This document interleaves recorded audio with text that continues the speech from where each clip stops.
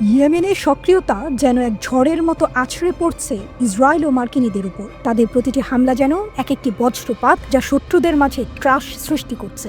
Yemeni বাহিনীর এই সাহসী পদক্ষেপ ফিলিস্তিনিদের জন্য আশার আলো হয়ে দেখা দিয়েছে। তাদের এই লড়াই যেন এক অনিঃশেষ জ্বালাময়ী আগুন, যা শত্রুদের ভীত করে তুলছে।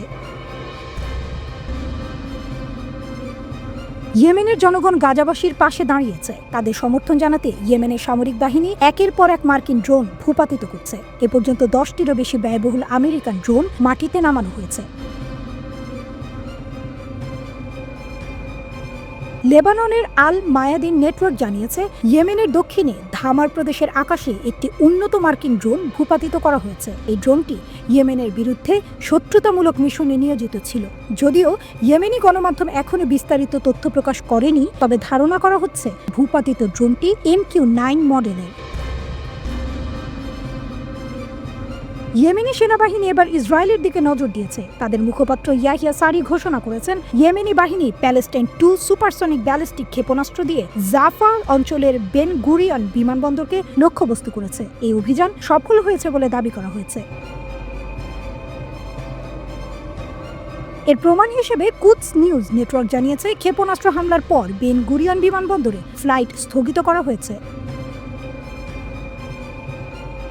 ইয়াহিয়া সারি আরও জানিয়েছেন, ইয়েমেনি বাহিনী ড্রোন ও ক্ষেপণাস্ত্র দিয়ে মার্কিন বিমানবাহী রণতরী এবং বেশ কয়েকটি সামরিক জাহাজকেও আঘাত করেছে। তিনি স্পষ্ট করে বলেছেন, ইসরায়েলি জাহাজ চলাচল বন্ধ করা এবং গাজায় অবরোধ প্রত্যাহার না করা পর্যন্ত ইয়েমেনের সমর্থন অব্যাহত থাকবে।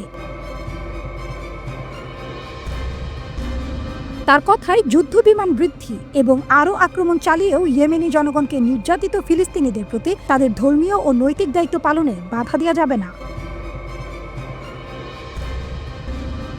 ইয়েমেনের এই হামলার প্রভাব ইসরায়েলে সরাসরি দেখা যাচ্ছে। ইসরায়েলি জরুরি ব্যবস্থাপনা সংস্থা জানিয়েছে, ইয়েমেনি ক্ষেপণাস্ত্র হামলার পর 13 জন আহত হয়েছেন। তারা আশ্রয় কেন্দ্রে পালানোর সময় আহত হন। ইসরায়েলি সেনাবাহিনীর মুখপাত্র স্বীকার করেছেন, ইয়েমেন থেকে ক্ষেপণাস্ত্র হামলার পর অধিকৃত অঞ্চলের কেন্দ্রস্থলে সাইরেন বেজে উঠেছে।